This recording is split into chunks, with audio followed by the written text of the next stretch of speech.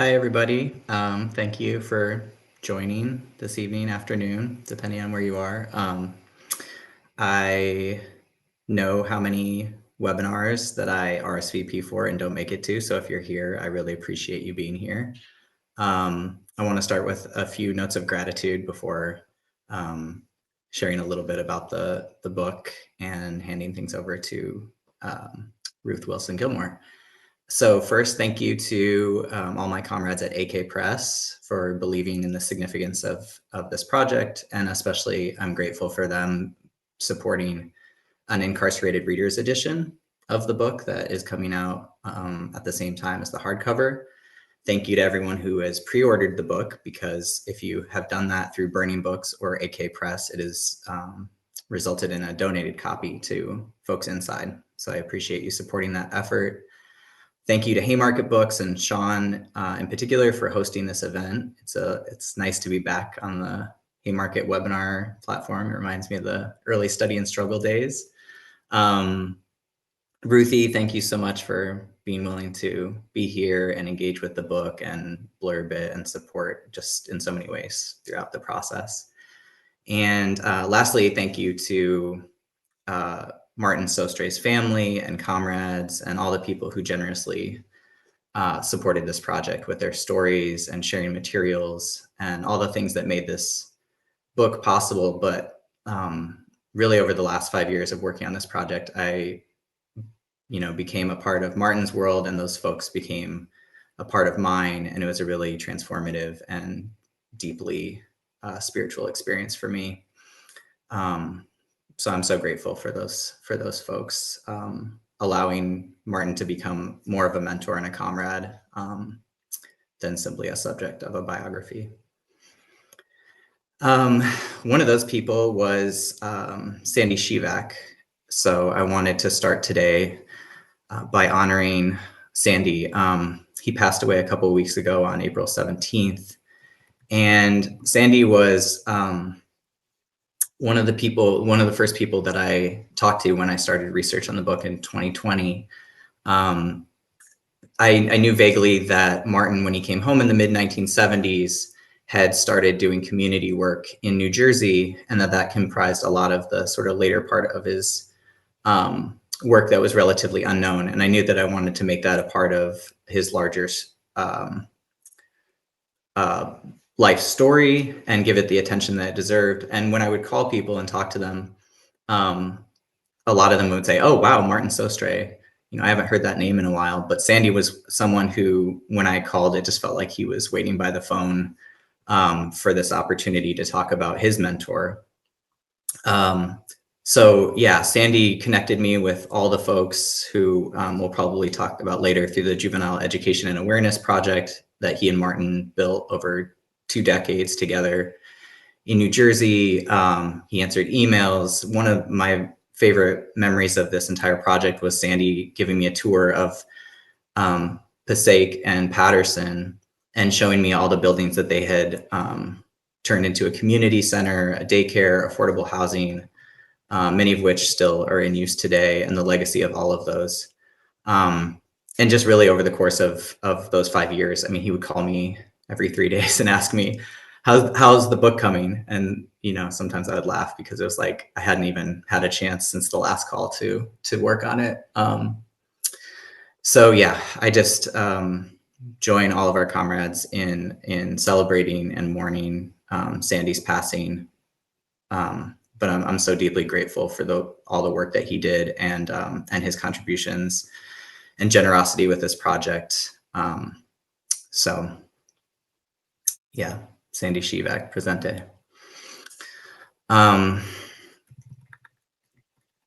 One of the things that I thought I would start with is just my own introduction to Martin Sostre and who he was. I was doing dissertation research for what would eventually become my first book on the Nation of Islam and their organizing in prisons. And I came across Martin Sostre's name in a letter from an incarcerated Muslim at Attica who was writing to Malcolm X, and they were being held in solitary confinement and asking Malcolm X to be a key witness in an upcoming trial. And I came across Martin's name and I looked him up on the internet and found this kind of bare bones Wikipedia page. This would have been in about 2012 or so. I would later find out that this Wikipedia page was being maintained by his son, Vinny.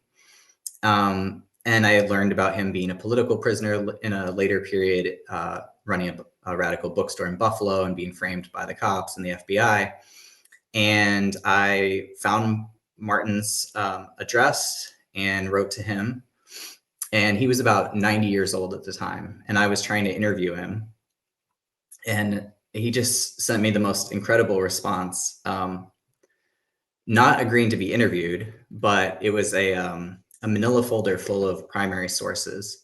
And among those primary sources were what you see on the screen. So one of them was this newsletter, Vanguard, which he explained that he had written while in solitary confinement and that prison guards had confiscated after 3 issues. And then a news article with this photo that you see of Martin and Sandy at the first graduation of the New World Daycare Center. And he essentially said, I'm too busy to do an interview, but here's some documents and this will explain more about my life than an interview would anyway. And we exchanged a few more letters after this. Unfortunately, soon after that, he had a stroke and then passed away in 2015. And I just came to understand this gesture more and more as I got to know about Martin, to embody his commitment to action and deeds. That essentially he was saying, look, here's what I did. And if you want to figure out the continuity and commitments over time, that's sort of your assignment. So when he passed away in 2015, there was no major obituary. He was remembered a few years later through the Overlooked series in the New York Times as, quote, someone who reformed America's prisons from the inside. So when I decided to write a biography about Martin, it was in part because I realized how under-recognized his contributions to the revolutionary movements of the 60s and 70s had been, but also that when he was mentioned, that he was also often being seen as sort of a legal reformer because of his jailhouse lawyering. And so the project really was sort of twofold. It was about understanding Martin Sostre and his world and bringing that to a new generation of folks who might not be familiar with him, but also making sure that that was true to his work.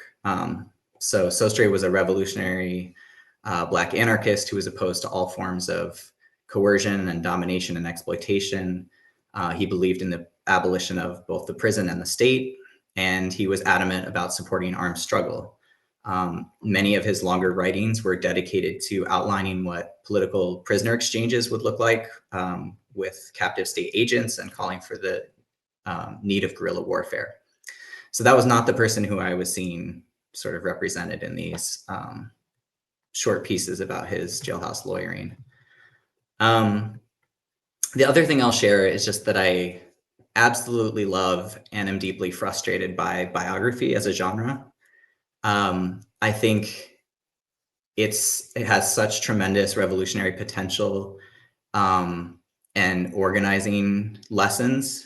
So I love to read biographies about revolutionaries. Briefly, I want to share some of my favorite that I revisited during this time.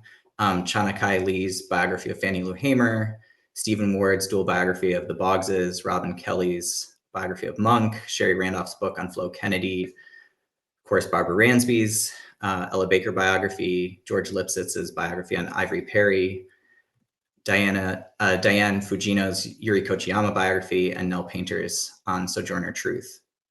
So all of these were political biographies that I looked to as ways to tell stories that could help us as organizers and not simply putting people on pedestals or celebritizing them and stripping them from their historical context.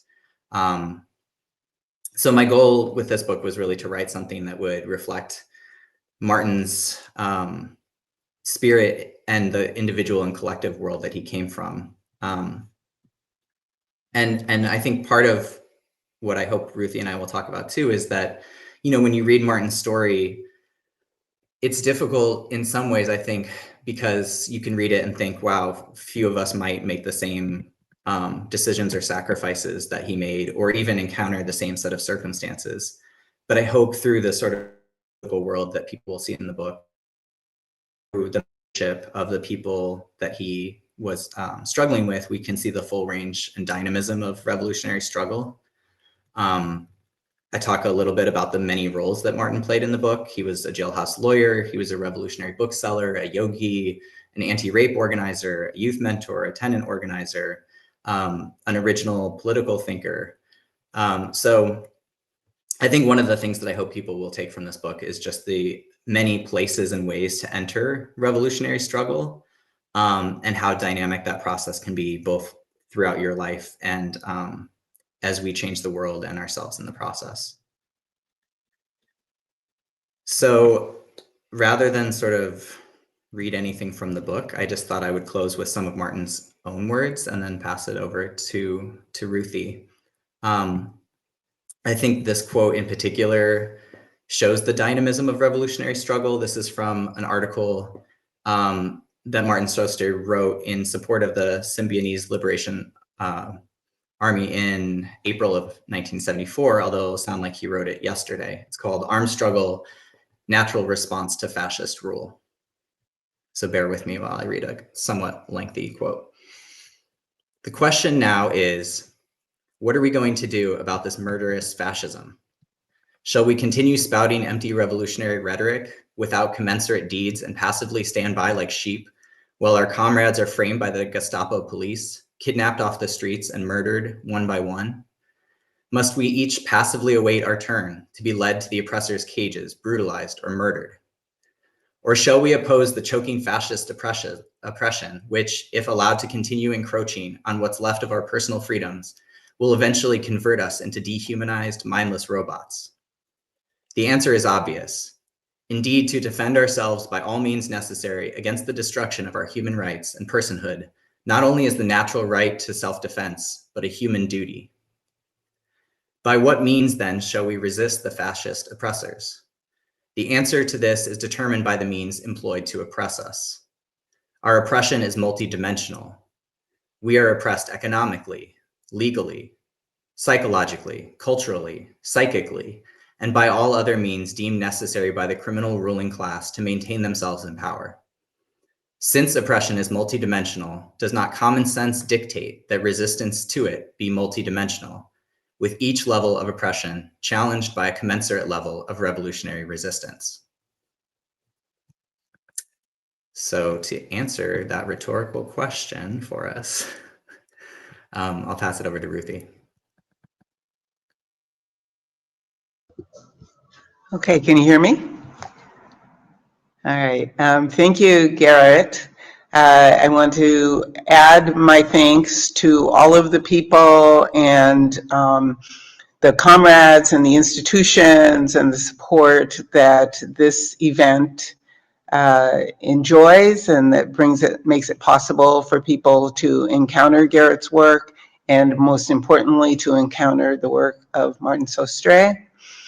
And I also want to say how grateful I am that we have this opportunity to talk a bit about somebody whose revolutionary imagination was so enormous, in part because, as he himself put it, he realized that imagination through objective examples.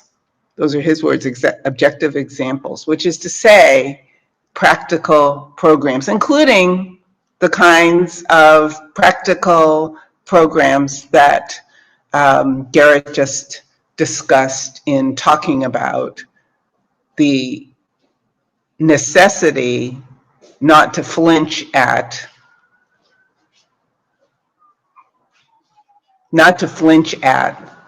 revolutionary violence, and also the necessity to understand that such violence is part of an enormous array of activities that we all must be involved in all the time. Again, objective examples. One of the many biographies that Garrett just listed is George Lipsitz's biography of Ivory Perry, a book that completely changed my entire life when I read it many, many, many years ago. And the reason it changed my life was not so much that the various things that Ivory did, just as the various things that Martin Sostre did and other revolutionaries have done, were so unthinkable, but rather that they put together such an array of activities in constant collaboration and struggle with people who might not yet think of themselves as revolutionary as well. So I thought it would be really nice, Garrett, if we could talk back and forth about some of the really poignant and inspiring lessons that you have drawn from thinking about and figuring out how to write about Martin Sostre. And I wanted to just begin our conversation by reading out loud the blurb I wrote for the book, because it took me a while to figure out what words to use, what few words to use, to summarize my experience of reading Garrett's work. So what I wrote was that a continuous struggle is urgent reading for organizers everywhere. Martin Sostre's project-oriented revolutionary vision gifts us with wonderful insights.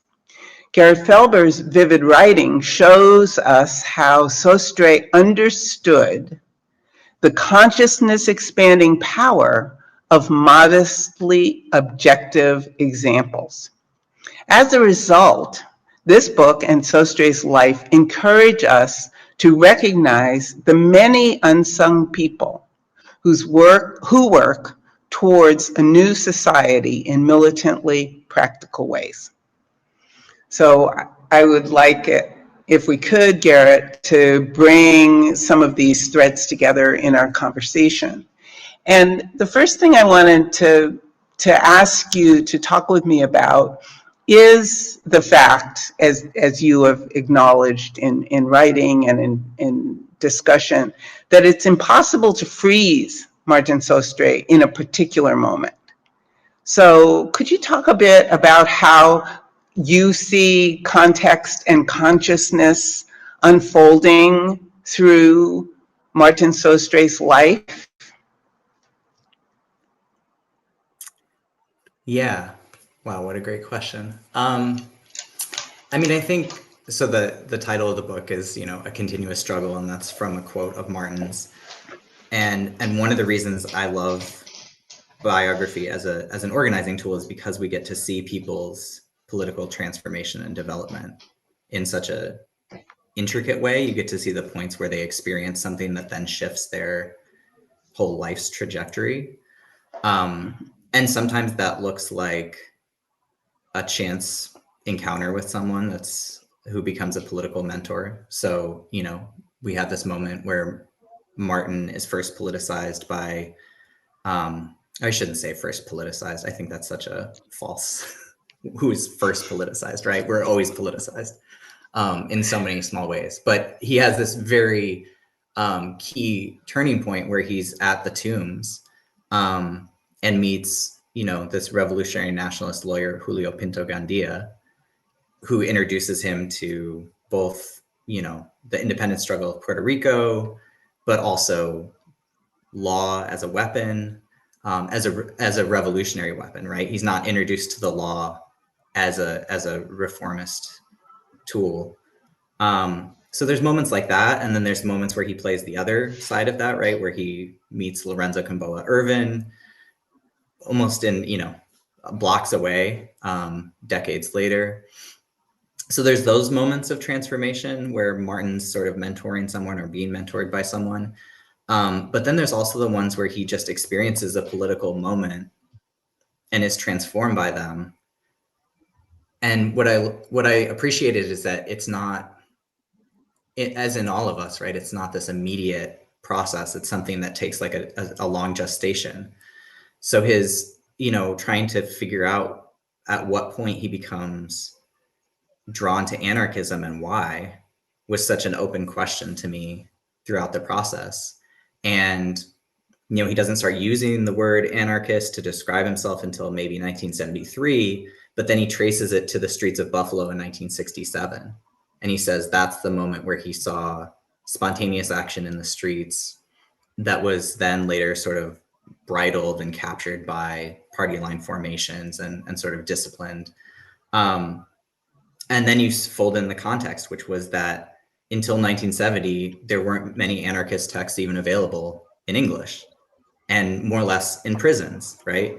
And then you add the context of he's not even able to get radical political materials until he wins cases that he filed, such as Sostre v. Otis.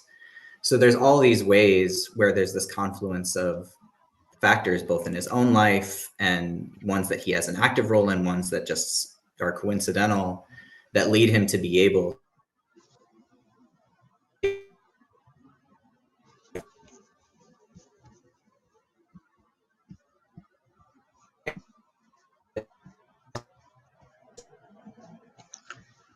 in, in what the political benefit of calling himself a revolutionary anarchist is. Oh no, I froze. So yeah, I don't know at what point I froze, but I just think there's all of these ways to understand political transformation in terms of the context that people are doing that political transformation in, the folks who are influencing them. Even that moment that I'm talking about in 1973, I talk a little bit in the book about the sort of glimpses that we get of his engagement with the women's liberation movement and how he's thinking about bodily autonomy. And so I just think you can start to see what I was really interested in is the kind of intricate and nuanced ways that someone's historical context, who they're in touch with, the conditions all lead them to certain political conclusions.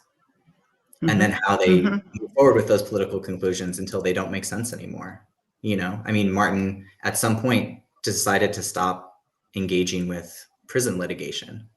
He didn't see that as a tool that had a sort of universal, timeless use to him. It made sense, in his first time when he was in the Nation of Islam in a particular way. It made sense when he was, a revolutionary political prisoner in a certain different way. And then when he came home, it no longer made sense for him to do that. And he did tenant organizing. So I really appreciated not just that he was always developing and transforming and thinking about his material circumstances, but that it doesn't create this kind of hierarchy of struggle where like, this is the revolutionary struggle. These other struggles are subservient to that. There's this array of ways that you can engage in struggle depending on where you are, the historical moment that you're in, the comrades that you're struggling with. That's really great, and it really resonates with something that you said actually in that long and lovely quotation from Martin Sostre, in which you discuss, and I don't think I'm quoting quite now, I'm more summarizing, that the means to resist are determined by the means to oppress. That's more or less the thought. And it's so, it happens so often that people sort of rush to understand means to oppress in a unitary way and say, aha, the means are the police or the means are whatever, and then narrow political vision according to thinking that unitary mean. rather than, as Sostre and pretty much everyone I learn from all the time does, think in terms of the multiplicity of means, and then to figure out from the ground up, what can we do now? So what can we do if we're locked in prison? We can fight in certain ways and we can't fight in other ways. What can we do if we are trying to figure out how to keep people in safe and secure shelter, or to create shelter and living spaces for people? What can we do in the workplace, and so on and so forth? And it seems that some of the lessons that we learn from following Martin's life is to see how the learning that he's always doing enables him with others to recognize how a particular means of oppression is working, which is to say, what people can do to undo its ability to oppress. So I was thinking how one of the things that you say about Martin and that you explain in many different ways throughout the book is how Martin developed what you call an original Black political ideology. And I wonder if you could sort of lay out some of the dynamics of that. And in a way, I'm asking you to kind of go back over a little bit of what we already talked about, but show us some really vivid examples of how this abstract concept, Black political ideology, actually unfolded dynamically for Martin and his comrades. Such a simple question. Yeah, the one that comes to mind, I'm trying to think temporally over the course of his life, what some examples are. So the early one that comes to mind and sort of gets to your previous example of thinking about using the means of oppression to determine the means of resistance are the takeovers of solitary confinement that I talk about in the chapter where he's organizing with Muslims in the Nation of Islam. So, you know, they're at this point, incarcerated people do not have constitutional rights. They've filed these cases that would challenge that. They're going to court and trying to, you know, the first time that he files a case is really just about access to the Quran, but they're thrown in solitary confinement for their organizing inside and for trying to practice their religion. And so when they get to court, they start talking about how long they've been held in solitary confinement. They start talking about, you know, the good time that they've lost off their sentence. And the judge essentially says, well, we're here just to talk about the Quran, and it seems like you have access to the Quran at this point. And it's one of these moments where the judge says, you know, if you actually wanted to talk about solitary confinement and discipline, my suggestion would be to put that in your writ. And so you see in the next case that they file, it's about punitive discipline for religious beliefs. So he's already learning in that, and they come back again, and now they're talking about, you know, the use of solitary confinement. But in the process, they've all been thrown in solitary. I mean, this is really the moment where I sort of enter the story with this letter to Malcolm X, where they're asking Malcolm to testify. But they've taken over the solitary confinement unit. So what they've done is decided, well, if we're going to get thrown in solitary for, you know, bringing Muhammad Speaks out of our cell or meeting on the yard for study groups, then what we're going to do is empty solitary of its punitive capacity by voluntarily violating prison rules and going to the hole. And in that process, they fill solitary confinement so that the prison is now reluctant to send anyone to solitary because they know all the radicals are there. And anyone who goes up to solitary is going to be learning about the Nation of Islam and, you know, how to organize. And so I think that's an early example of where he's sort of creatively working with the repressive apparatus to undermine it.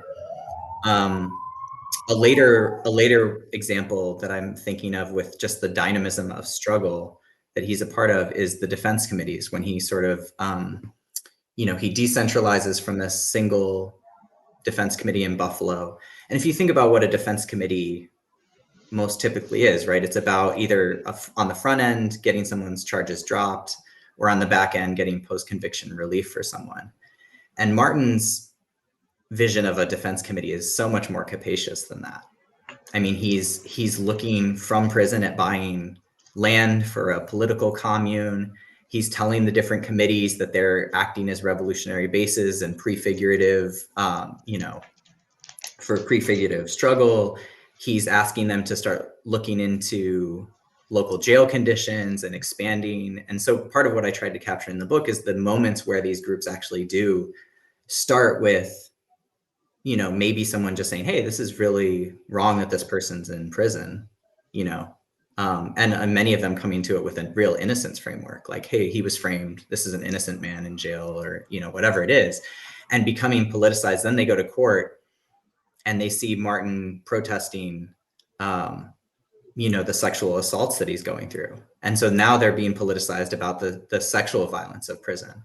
And then they start researching the conditions of the local women's jail. And so there's all these ways that he's sort of using, a structure that's maybe ostensibly built for one thing, and it's for this entire array of struggle. So those are a few of the examples that come to mind. Mm-hmm. These are really fantastic examples. And it makes me wonder if you could talk a little bit about, or expand a little bit about how Martin's development of his original Black political ideology arrived at anarchism as a guide for his own action. Or did it?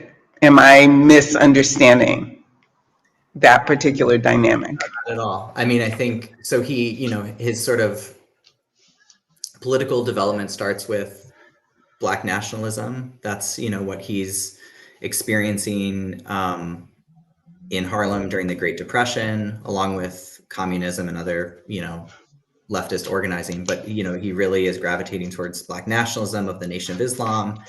I think through his experiences of coming home in the mid 60s and seeing the difference between what the NOI was doing outside versus in prisons, that sort of leads him towards revolutionary Black nationalism. And, he's drawn to what the Republic of New Africa is doing, the Panthers during that period. But he's also, most of his comrades with the Defense Committee are with the Workers' World Party. And so he's, very much in that moment of Marxist-Leninism, but particularly a Maoism. And his, his break with his Defense Committee and he just, I think, really saw the limitations of these party line formations and the discipline of, some people's sort of political growth to a leader or to a party line, which was consistent with his critiques of Black nationalism. But I think the things that he's most drawn to with anarchism, I talk about in the book, really is the idea of prefiguration and also propaganda of the deed. I mean, he's just so action oriented, and those actions are not limited to one particular, I try to expand propaganda of the deed. He's not just talking about, political assassinations. He's talking about bodily autonomy and self-defense and all of these sort of ways to make, as you mentioned, to make objective deeds seen and felt by people.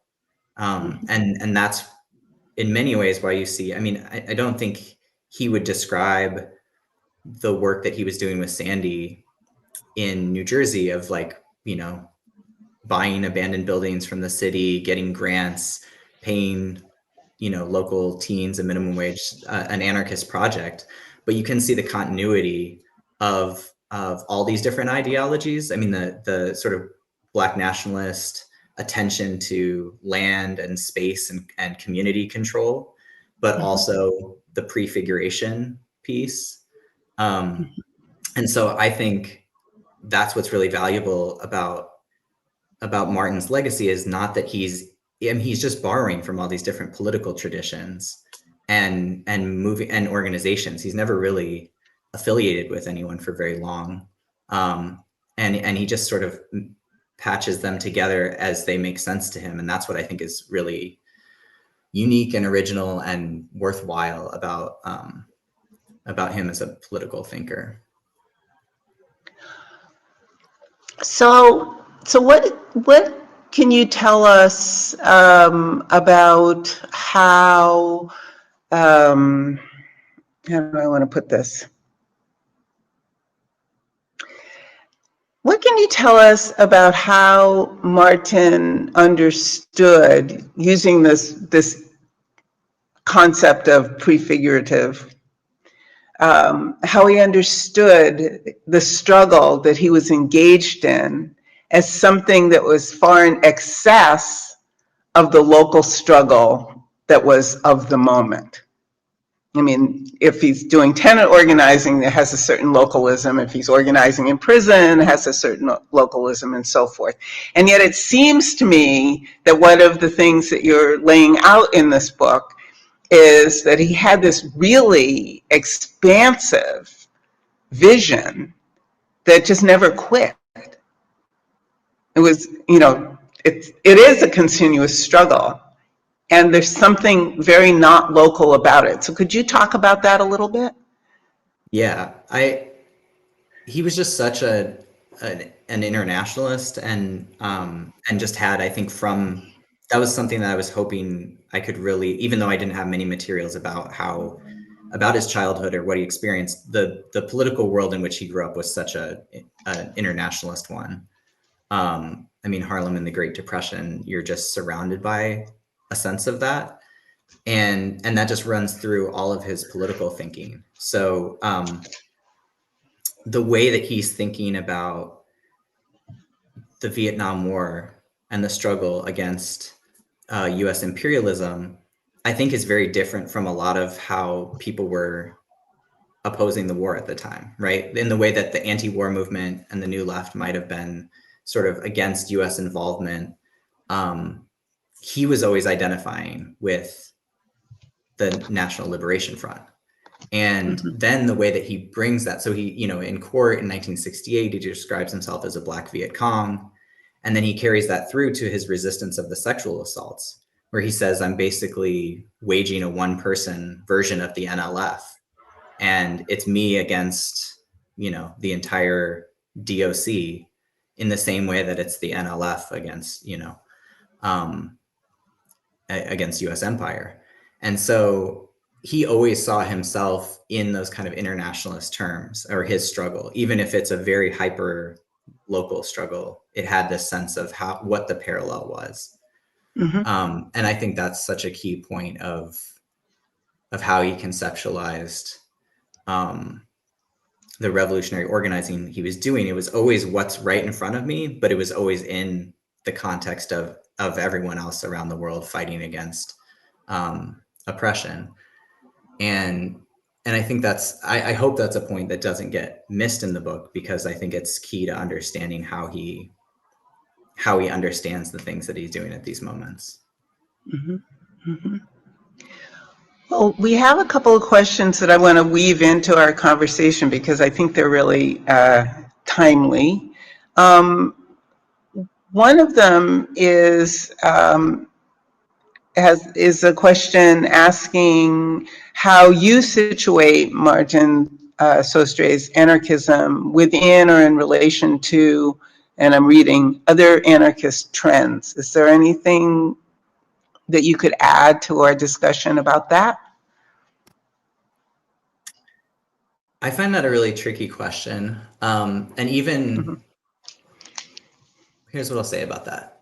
So this is sort of like the problem of writing this book in general. Martin's political writings span maybe 10 years in a political life that spans more than half a century. And so, and even within that, he writes very little about anarchism explicitly. So most of it is sort of through his thinking in letters to his defense committee, but really over like a 2-year time frame. So it's such a small snapshot. And yet he has, I mean, I think probably people, if they've come across Martin Sostre, you've seen like he's in this list, a small list of names of really influential Black anarchists, but there's so little about what exactly he developed and meant to Black anarchism. And I think that was just a problem that I ran into with the book, is that, you know, he's sort of struggling with a period where Black anarchism doesn't even yet have a name. He's trying to, you know, he's identifying as a revolutionary anarchist, and he says in part because that was a period where revolution had this cachet and he wants it to, you know, appeal to young people. So I found it very difficult to sort of, outside of just stripping away the names of things and saying, okay, here's the thing that he's really attracted to, which is prefiguration, or here's what he's really attracted to, the idea of propaganda of the deed. And the idea, he just really saw anarchism as a universal, natural tendency, political tendency that in general gets disciplined within all of us. Yeah, that's what I would say to that one. Do you want me to answer these other ones about the bookstore or memorialization, or wait on those? Sure.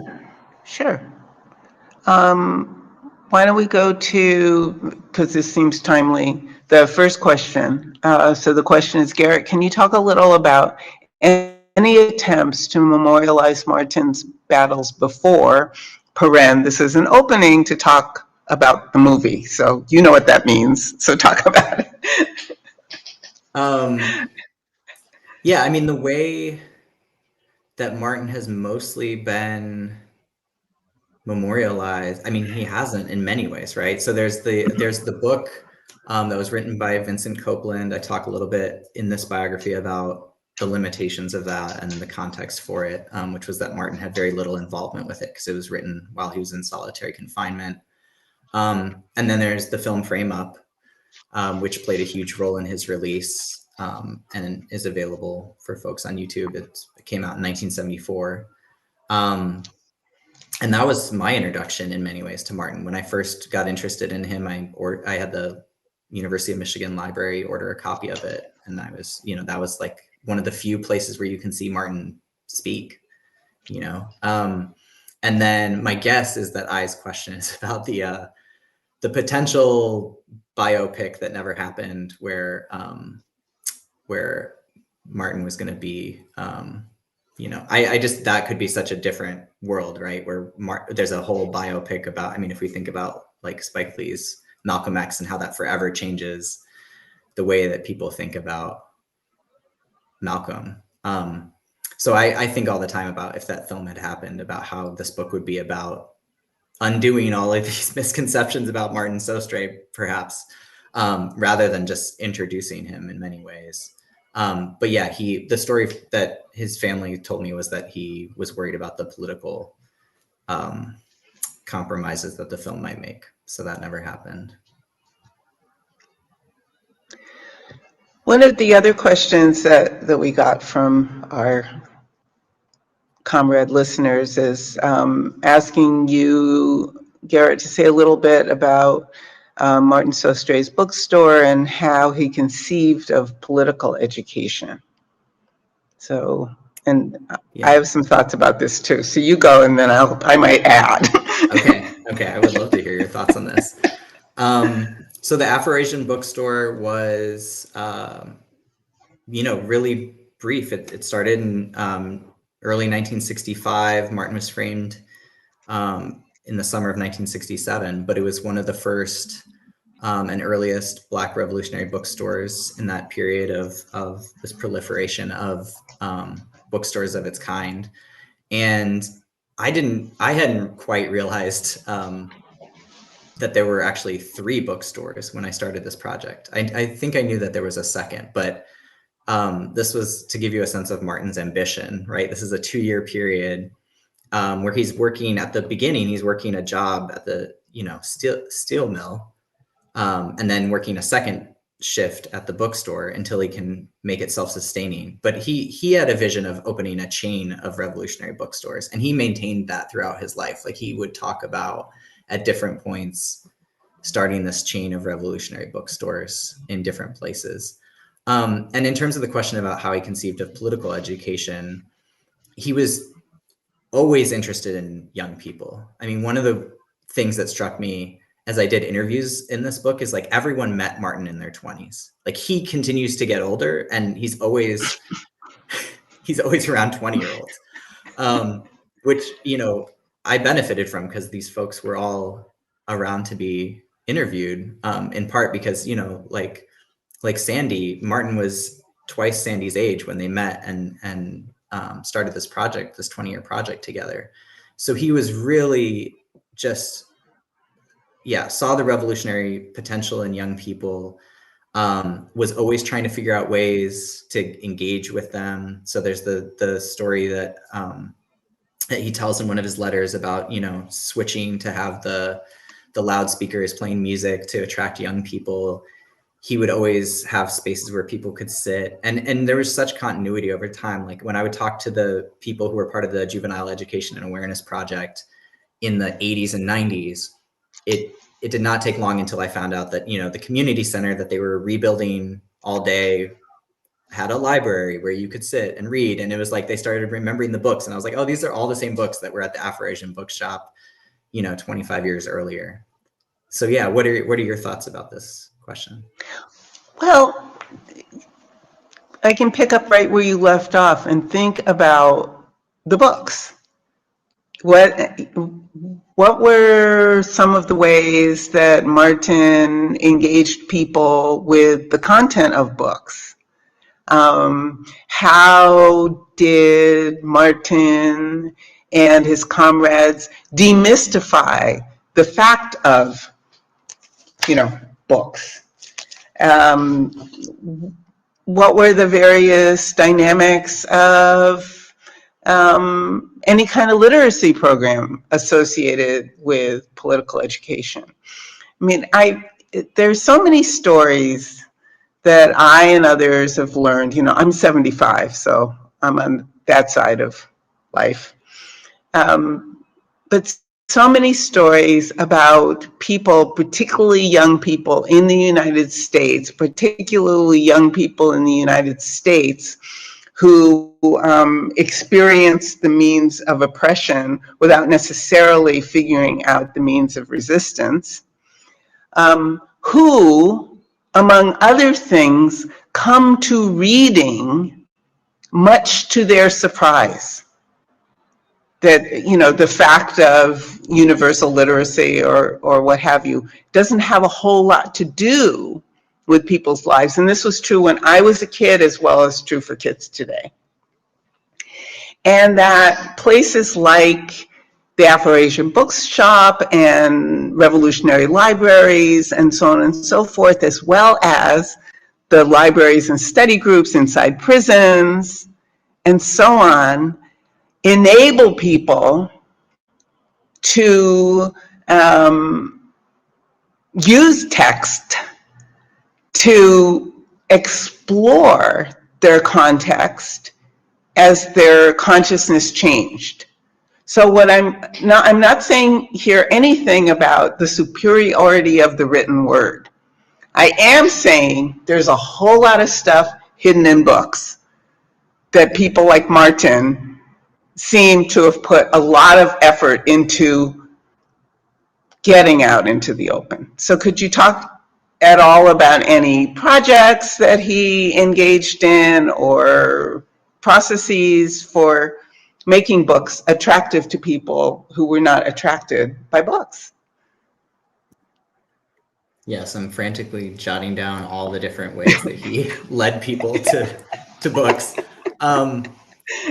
Yeah, it's endlessly creative. So I mentioned the records. Another, was he talks about pamphlets and zines. He knew that people were attracted to Malcolm X, especially in that period in the mid to late 60s. So just, at that time you had records like Malcolm X Speaks on record, the zines that he would make available for, 15, 25 cents. He was obsessed with newspapers. He started, let's see, two newspapers from prison. So there's Black News and Vanguard, which I started with. And Black News, he imagined hiring high schoolers in Buffalo to edit and write the paper, as well as people on the east side of Buffalo to sell it. So he sort of imagined in the tradition of Muhammad Speaks and the Black Panther of, people selling the newspaper and having some of their material needs met by selling it. The study groups inside you mentioned. He also maintained a library in the prison. So all of his books were always communalized, right? I haven't talked about the Afro-Asian bookstore in exile, but that was another sort of, it was really like a decentralized anarchist model of the bookstore. I mean, when the bookstore gets destroyed by the frame up in 1967, his comrade Jerry Ross, and others sort of take the books and set up this table in the union, the student union at University at Buffalo. But then Afro-Asian bookstore in exile start popping up around the country. And so it's a way to organize for his defense campaign, but it's also a way to do political education work. So yeah, I think just understanding all the different ways that you can bring people to ideas. And he really understood the importance of space, that the bookstore was primarily a space. He saw it as a community center. So he talks about people leaving their kids when they had to run errands. He talks about people, borrowing an umbrella or using the bathroom or the phone. When you have a space that does that, then people might pick up something that they wouldn't otherwise, But first and foremost, it's just a space that people can call their own and, access material needs and things like that. And let me just put in a plug here for our many comrades around the United States today who are struggling not only to maintain independent revolutionary bookshops, but also to maintain public libraries as public places where people can come in, get needs met, encounter an idea, use the computer, use the bathroom, are all part of our understanding, if we think with Martin Sostre, about what the means of oppression are and therefore what the means of resistance can be. Let's see, we have another question. If we were to have a study group after reading A Continuous Struggle, which books from the bookstore and subsequent projects should we read? I don't know how to answer that one. Do you want to answer that one? I don't want to suggest what people read. I'm trying to think of what the books from the bookstore, they were very of that moment too, right? I don't know that everyone should read Mao's Little Red Book right now as their study group book. Yeah.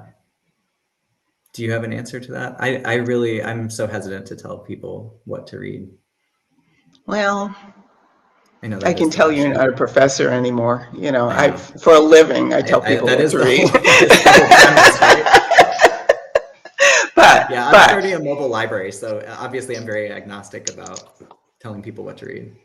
Yeah, but you're making available the things that are in your mobile library, and therefore you're making some kinds of strong suggestions about what people perhaps ought to read.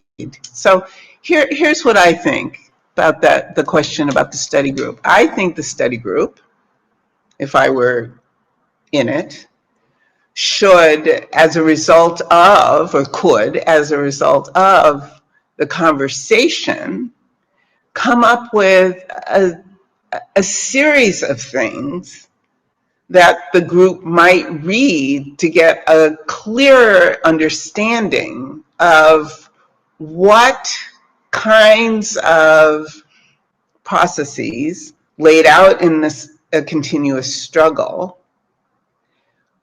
could be powerfully put into motion today to struggle against oppression today. So that might be a book that Martin Sostre had at his bookstore. It might be a book that was only published last year, but we can still do the kind of thinking together that's necessary for making the study group into the kind of political being that, as you discussed earlier, Garrett, the defense committees became. In fact, that's part of what doing things together should be, is becoming political, whatever the task in front of us might be.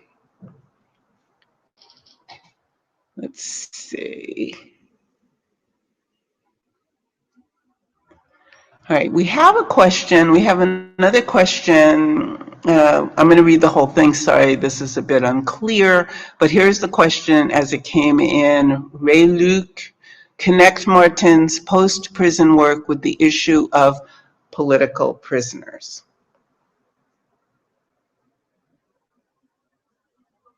This is where I just wish I could ask people a follow-up question. So Martin did do work after he came home on behalf of political prisoners. So one of the campaigns that he was actively supporting was the reopening of the Rosenberg case. Another was the Puerto Rican nationalists, you know, the five. And then he was also part of a group in the 90s. It was I couldn't find out much about it, but it was Yuri Kochiyama, who had been doing political prisoner support even while Martin was inside, and I talk about in the book her attempts to write Martin and how that was censored. But they were part of a group together with Ashanti Alston and others on behalf of folks who were still inside. So there's that bit.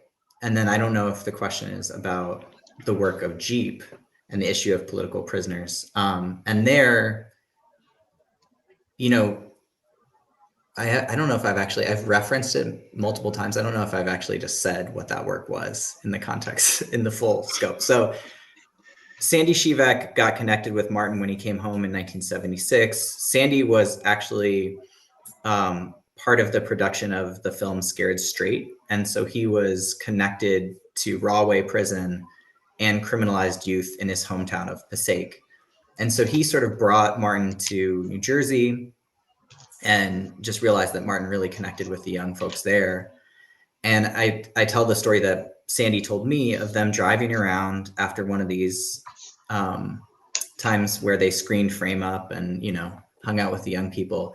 And Martin's asking him about these vacant buildings and saying like, well, who owns that property? And Sandy's just like, what are you talking about? Why do you want to know? And they wind up getting the key to 40 Market Street. And there's this hole in the ceiling, and it's the winter, and it's like an ice skating rink on the floor.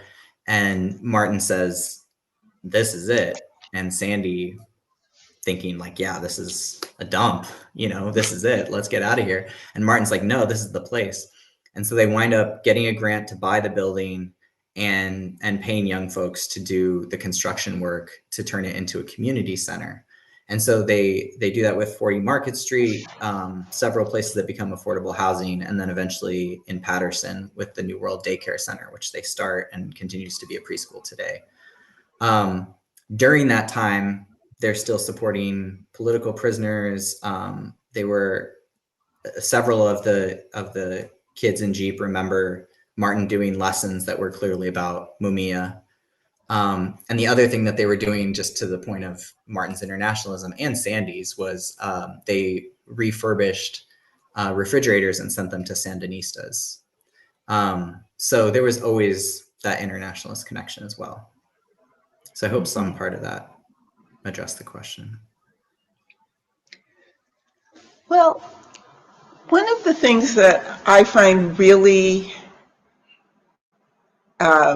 clarifying is that moment that you just described about Martin and Sandy stopping at this building and going inside, and Martin seeing what he saw and Sandy not seeing what Martin saw. But the point is that brought them closer together. It didn't split them apart, because between them, they had this energetic relationship in which, I mean, we can say, because in this particular story, that Martin was showing the way. But my guess is that one thing that made Martin such a prolific and accomplished revolutionary who lived so long was that he also knew how to follow people. That, in short, if he objected to and rejected certain kinds of party politics that had very fixed hierarchies, that strongly suggests that he was, as it were, leading by following quite frequently, or leading by combining his energy with other people's energy of all different ages. And for me, one of the astonishing gifts that your book gives those of us who like reading is the opportunity to think really deeply with you about Martin Sostre and his life, in order to focus our vision so we can look around with the people we work with or strangers and see that kind of vision in action too. And I'm not taking anything away from Martin Sostre to insist that we have many, many visionaries at work, in our communities, down the street, doing things that perhaps we can recognize the brilliance of if we get some guidance from a book like A Continuous Struggle, so we can see what they're doing, so that we can be Sandy in the building with Martin, in which at first all we see is a dump with a hole in the roof, until we get the fuller message that this dump is actually a means of resistance if we can use it in the way that is most meaningful to us, by realizing a practical solution to practical problems that make us free.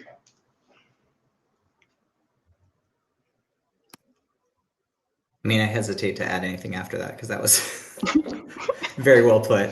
And so much of what I hope people get from this book. If they get half of that, I'm thrilled. What struck me as you were saying that is the transformation between the moment that you described with Martin and Sandy, and the preschool, which is 10 years later. And the way that they found the preschool was Sandy was working as an EMT, and he got a call to a building on fire. And that was how they came to buy 103 North Main Street.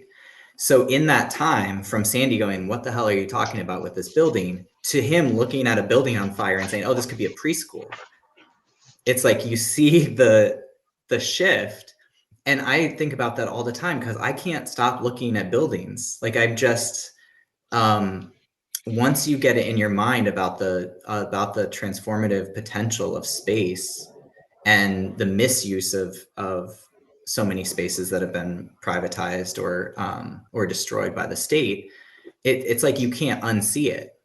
So there's so many ways, and to your point about it not being hierarchical, Sandy described it so much as a puzzle piece of, like, he was good at grant writing. He had these young people. I mean, Martin alone recognized the significance of this building But Martin was not connected to young people in Passaic. That was Sandy. Sandy, you know, had the skills as a grant writer. Martin had the skills in construction. Sandy didn't know the first thing about drywall. You know, so what you do is you have this beautiful blend of skills that people and energies that come together, and there's this mutual mentorship that happens. And, you know, yeah, we see it in our work all the time. And I'm so grateful for all the things that I learned from Martin and Sandy and other comrades in the course of writing this book. Because I just see it. I mean, I'm coming out the other side of this, and on one hand, I'm building, you know, a mobile radical library, which is so obviously influenced by Martin. It's like 2 on the nose. And then, you know, the defense campaign for the Mississippi 5. So like that I came out the other side, you know, being involved in a defense campaign and a community library makes all the sense in the world to me. And I'm just so grateful to have been able to learn from those folks in this process. That's fantastic. I have a couple of other questions. I don't see any more from the host. Okay, so I'll go back to my questions, except for my little machine with the questions on it locked me out. Oh, okay. All right. So, hey, this is going to be a little tough, I think. One of the challenges I believe that a lot of us face when we're thinking about how we organize mutual aid and larger, you know, more ambitious organizing projects is that quite frequently we kind of default to a sense that the people we are organizing with are people we want to be around, and therefore, by extension, the people we don't want to be around, we're not organizing with, all right? And this sounds kind of duh, but I'm getting somewhere. We've been talking a lot, not you and I, but we generally have been talking a lot about the struggle to undo oppression, figure out what the means to resist are, and some recognition that many of the people who are oppressed, so I'm not talking about enemies, many of the people who are oppressed are people that, for all kinds of good reasons, people who are organizing despise. And I wonder if Martin, in the various contexts and struggles that you lay out in the book, encountered situations in which he was working hard with other people, organizing, and some of the people who were, you know, likely beneficiaries of that organizing were people he despised for all different kinds of reasons. And sort of what sorts of resolutions did he come up with? What did he do in those kinds of contexts? Wow, that's such a good question. And I'm like scanning his life to think about. The one that's coming to mind is actually, I'll share just because I think it's important to share the full story and not just the glossy one that says Martin had all the right answers and never misstepped. The one that I'm thinking of is how frustrated he was when he was refusing the so-called rectal examinations. So this is another thing that I have sort of alluded to but haven't outlined. So when he was in solitary confinement, there was a mandatory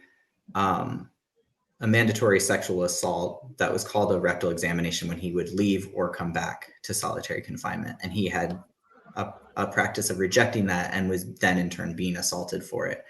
And so he was essentially trying to get other people to join him, to have a strike against this practice. And he was frustrated that only rarely would someone join him. And so he would talk about, there's 2,000 people in this prison, and I have maybe 5 who are willing to oppose this practice with me. Mm-hmm. And that's a valid frustration. I mean, it's not to discount that at all. But I think from my sort of bird's eye historian writing much after this period, one of the things that I tried to get at in the book that I could see was the places where he was having this impact through even 5 people. So one of them was the moment in Plattsburgh where he goes to trial and he's being charged with assault, of course. And his comrades on the outside, who are like these, 18 to 25-year-olds, get arrested for the first time in their life and taken to the nearby jail. They get arrested in court for protesting the verdict. And they go to the local jail, and I'm interviewing all of them, and they're all talking about that moment where they went through a strip search and how it went through their mind of, oh my gosh, here I am in the moment having to decide, do I do what Martin did? Mm-hmm. Or do I submit to this? And some of them shared, yeah, I went through with it and I felt so ashamed and I've never spoken about it until this point. And to me, that's such a transparent example of the success of what Martin's organizing is doing, even though the people are narrating it as a failure of their own, right, to not oppose it as Martin did. Mm-hmm. But he's taking the hidden violence of the prison that he's subjected to and brought it to the lives of these college students, some of whom did resist it, some who didn't, but who are now actively thinking about what that means. Mm-hmm. And the second prong of that is that I was talking about this with a comrade inside in New York, and he said, oh yeah, Martin's legendary for his resistance to that. Another person who is K.O. Smith. And so I wrote to K.O., who's still inside after 50 plus years. And K.O. said, oh yeah, I was on the yard and I learned that from Martin. I was resisting it and Martin was. And this comrade in New York has been resisting for, a decade now or more. And they all see themselves in this legacy. And so there's a part of me that just wishes that Martin knew that my comrade Corey sees himself in that same legacy and is resisting now, and to me, I guess to answer your original question, which I'm realizing now that I'm not doing a great job of answering it. But to me, there's this lesson of like how, when we're organizing around a specific thing, especially when there's like 5 people out of thousands doing it with us, it's so frustrating and we're convinced that we're failing, and not just that we're failing, but people are failing us. And that there's this way that it will ripple out in ways that we could never anticipate and we'll never know. Mm-hmm. And I think that's why I'm telling this story, is because, not because Martin had this reaction to it that I think is to be emulated or whatever. I mean, it was just his righteous feelings about it. But just to know that there's these moments where we might feel that way. But that if you're committed to the action that you're doing and the reasons why, there are going to be all these ways that it moves through the world that you can't anticipate. Mm-hmm. Mm-hmm. Mm-hmm. Sorry if that was a huge evasion of your question. No. I mean, I didn't have an answer in mind, and I'm really moved by the answer that came to your mind. It's making me think a lot. And thinking in particular about how all of the different examples, all of the different objective examples that we've been discussing in our conversation today, have built into them necessarily the necessity I just repeated myself. They are necessarily poised to try to make a change without having any notion of how much time it will take.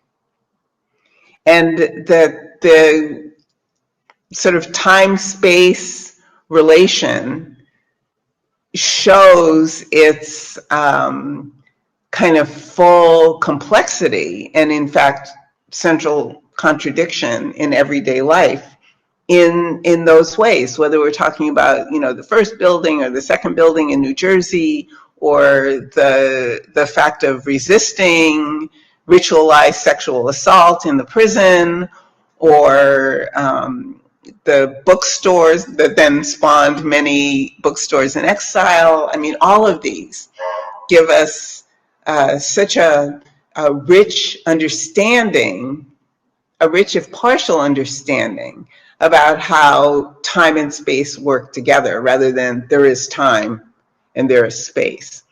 And if anybody understands that they must work together, I think it's somebody who's been locked up against their will. So maybe what we could do is wind up, because we're getting close to time, and I could ask you if there are some other, you know, particular lessons or stories or examples that you'd like to raise to our listeners, our viewers tonight, or anything else you'd like to talk about before we say bye. Yeah, let me think. Lessons, I feel like I've touched on most of them. I mean, we've talked so much about the dynamism of struggle and the various ways that you can enter and contribute to it. We didn't talk about lawlessness as much, but that's a lesson. I think in this particular moment of just Martin understood that the people in power were outlaws, and that the law was not a thing to guide us. It could be a tool, but there's this quote that I just love. He has such a succinct way of saying something. So he said, "Law is oppression codified," and I just think that's such a great way of summarizing the law. And the other thing he said is the only way to get justice is to break the law. So that's a thing in this particular moment that I want to make sure to note. And then, yeah, in terms of the ways that his work lives on, I want to lift up the Justice for Geraldine and Martin campaign. So this is a campaign that, well, you were there for the start of it. It was at the Sostre at 100 event at the Belafonte Library, and Jerry Ross, who, you know, was there, member of the first Martin Sostre Defense Committee, made this plea with the crowd to help Geraldine Pointer, Martin's co-defendant, finally have her name cleared and have her case have herself exonerated. And so from that point forward, now this campaign has grown, and there's just beautiful work happening in Buffalo. Some folks this last weekend went and reclaimed 1412 Jefferson, the vacant lot where the Afro-Asian bookstore was, and planted community gardens and a radical library and put up a community bulletin board. So I just want to encourage people to get connected with that campaign. They have an Instagram page. Sign the petition. We currently have an application with the Conviction Integrity Unit in the Erie County DA's office that they're trying to wiggle out of to have the records expunged for Martin and Geraldine. Yeah, so them, and then, you know, another way that Martin's work lives on is through the Real Youth Initiative in Chicago. These are folks who, young people who are incarcerated in Illinois, and been working with them for over 2 years now, and they put together a great zine on Martin's life that's available through Burning Books. And they've been helping put together the study guide for my book, which I hope we'll have soon. So yeah, there's just all these incredible ways that Martin's ideas live on, and I'm completely blessed and grateful to be, you know, at the outskirts of that stuff. So, and I'm over the moon to be able to talk to you for this amount of time and have anyone listen to it. It's just, yeah, it's incredible. Thank you, Ruthie, for making time for this. Well, thank you, Garrett. Thank you for writing this book, and thank you for being a good comrade over the few years we've known each other. It hasn't been that long, but it's starting to feel. Yeah, it's starting to feel like now. we've always known each other. And I want to leave us with whoever's still listening with a thought that is really timely, and that is Martin Sostre was a political prisoner. We agree on this. Martin Sostre and Geraldine, remind me your last name. Pointer, I'm sorry. Martin Sostre and Geraldine Pointer, by rights, should have their names cleared. That said, the notion that the millions and millions and millions and millions and millions of people who pass through prisons and jails in the United States and deportation and detention centers are all people who didn't do the thing that they are accused of doing is an absurdity. And it's also absurd for us as abolitionists to insist either that millions of people are innocent as against oppressed, or to condemn the guy who is currently the 47th president of the United States by saying he's a felon. What he is a fascist. That is what disqualifies him, not that he's a felon. And I just want this to be clear to everybody, and anyone who's got social media up talking about felons in DC should take that down already, because it is only adding to a problem rather than resolving a problem. And I guess, although I don't know, that Comrade Sostre might agree with me. Maybe not, but I just want to I quote, "We are all political prisoners." That is Martin Sostre. So there you go. Okay. Yes, he would agree. Okay. Okay.